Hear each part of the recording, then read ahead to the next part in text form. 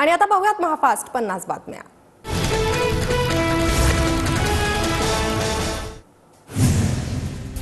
विकासाची कामं करताना कुणीही खंडणी मागता कामा नये। खंडणी मागितल्यास मकोका लावणार अजित पवार यांचा इशारा। तर माझी कामाची पद्धत वेगळी, वेडवाकडं काम सहन करणार नाही, प्रशासनासह पदाधिकाऱ्यांना सूचना। रिव्हॉल्वर काढून जे काही प्रकार चालतात ते बंद करा, नाहीतर लायसन्स रद्द करेन, अजित पवारांचा थेट इशारा। बीडमध्ये आज डीपीडीसीची बैठक। अजित पवार जिल्हाधिकारी कार्यालयात दाखल। धनंजय मुंडे, पंकजा मुंडे, सुरेश धस, सोनवणे, संदीप क्षीरसागर बैठकीसाठी दाखल। थोड्याच वेळात बैठकीला सुरुवात होणार। हार्वेस्टर पीक विमा घोटाळ्याबाबत आजच्या डीपीडीसी बैठकीत चर्चा झाली पाहिजे। तर दमानी यांच्या कागदपत्रांवर सीएम काय निर्णय घेतात याची प्रतीक्षा। खासदार सुप्रिया सुळेंची प्रतिक्रिया। मी तथ्यहीन कधीही आरोप करत नाही, अजित पवारांकडे आज पेनड्राईव्ह देणार, सुरेश धस यांची माहिती। अजित पवारांचं काम चांगलं, त्यामुळे बीडसाठी अतिशय चांगले निर्णय होतील अशी अपेक्षा। दादा जिल्ह्यात आल्यानं साफसफाई झाली, दादांनी वारंवार यावं, सुरेश धस यांची प्रतिक्रिया। बीड जिल्ह्यात बदल झाला पाहिजे, जिल्ह्याची बदनामी सुरू आहे ती आपल्याला पुसायची आहे, त्यासाठी मला साथ द्यावी लागेल, अजित पवारांचं वक्तव्य। अजित पवार शिस्तप्रिय आणि कणखर नेते, त्यामुळे बीडची परिस्थिती बदलेल। मुंडेंच्या काळात त्यांनी सर्व निधी फक्त परळीतच वापरलाय, मात्र आता सर्वांना समान न्याय मिळेल, प्रकाश सोळंखे यांची प्रतिक्रिया। अजित पवारांची राष्ट्रवादीच्या पदाधिकाऱ्यांसोबत चर्चा, तर दालनाबाहेर धनंजय मुंडेंची योगेश क्षीरसागर यांच्यासोबत चर्चा। डीपीडीसीच्या बैठकीनिमित्त बीडमध्ये आलेल्या अजित पवारांना कार्यकर्त्यांकडून गदा भेट, पदाधिकाऱ्यांकडून अजित पवारांचं जोरदार स्वागत। गेल्या 50 दिवसांपासून नैतिकतेच्या मुद्द्यावर निर्णय घ्या, सर्वांची एकच मागणी। सुप्रिया सुळेंकडून पुन्हा धनंजय मुंडेंच्या राजीनाम्याची मागणी। तर बीड प्रकरणावर अमित शहांची भेट घेणार, सुळेंची माहिती। बीडच्या बातम्या तुम्ही वाचता, आरोपांमध्ये तथ्य असल्यास कारवाई करणार, अन्यथा कारवाई करणार नाही। संतोष देशमुख हत्या प्रकरणी अजित पवारांची भूमिका। दिल्लीत बैठकीसाठी जावं लागतं, निधी महत्त्वाचा असतो, धनंजय मुंडेंच्या दिल्ली दौऱ्यावर अजित पवारांचं वक्तव्य। नैतिकदृष्ट्या मी दोषी नाही, सध्या मी टार्गेटवर, बीड प्रकरणात आरोपींना फासावर चढवा, राजीनाम्याच्या प्रश्नावर मंत्री धनंजय मुंडेंची प्रतिक्रिया।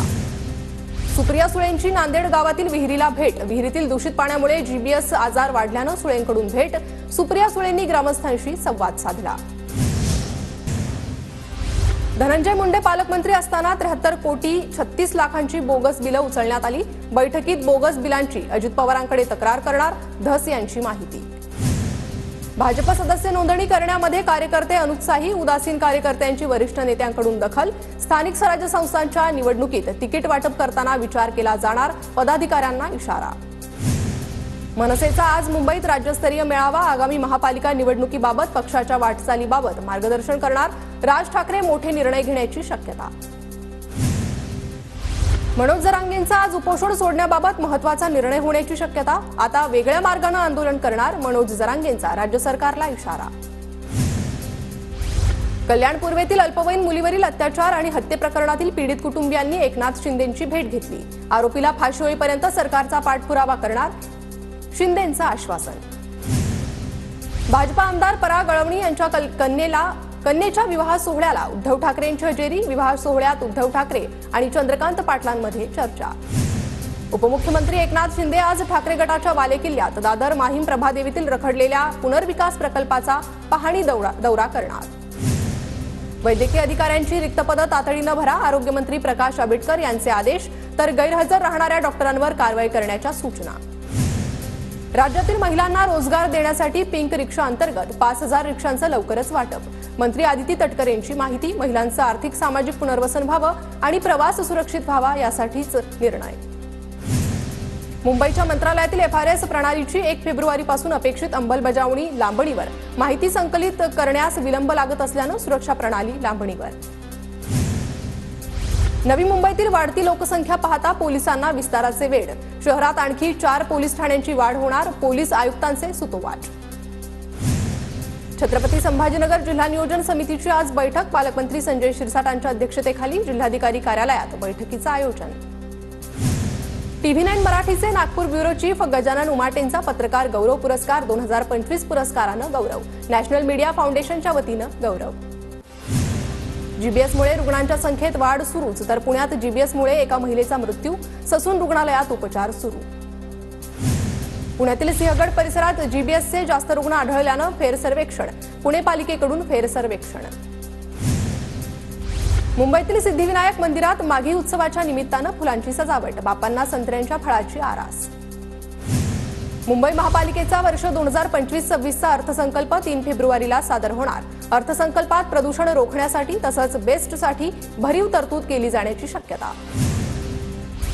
मुलुंडमधील मिठागराच्या जागा धारावी पुनर्विकास प्रकल्पासाठी देण्यास स्थानिक रहिवाशांचा विरोध कायम. मुलुंड नाही तर नवीन धारावी असे बॅनर लावून निषेध. पुण्यातील माळशेज महामार्ग पोलिसांकडून रस्ता सुरक्षा अभियानांतर्गत बाईक रॅलीचं आयोजन, शेकडो नागरिकांचा रॅलीत सहभाग, वाहतूक नियम पाळण्याचा संदेश. आपली पीएमपीएल मोबाईल ॲपला पुणेकरांची पसंती. 5 महिन्यात 1,17,89,000 लोकांकडून ॲपचा वापर तर 20 कोटींचं उत्पन्न. भोरच्या राजगड ज्ञानपीठ टेक्निकल कॅम्पसमध्ये पार पडल्या कुस्ती आणि वेट लिफ्टिंग स्पर्धा. पुणे विभागस्तरीय स्पर्धांमध्ये 13 डिप्लोमा कॉलेजच्या विद्यार्थ्यांचा सहभाग. नवी मुंबईतील वाशी बाजार समितीत लसणाची आवक सुरू. बाजारात नवीन लसूण दाखल होताच लसणाच्या दरात 50 रुपयांनी घसरण. लातूरच्या उदगीरमध्ये कोंबड्यांना बर्ड फ्लूची लागण. कोंबड्या आणि अंडी योग्य पद्धतीनं नष्ट.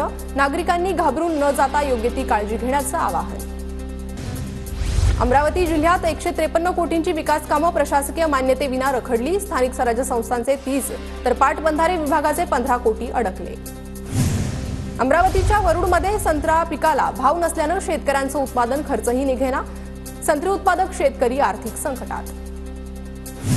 पोलीस असल्याचं सांगत दोघांनी शेतकऱ्याला लुटलं. पुण्यातील भोर शिरवळ मार्गावरील घटना. अज्ञात 2 जणांविरोधात गुन्हा दाखल. पोलिसांकडून तपास सुरू.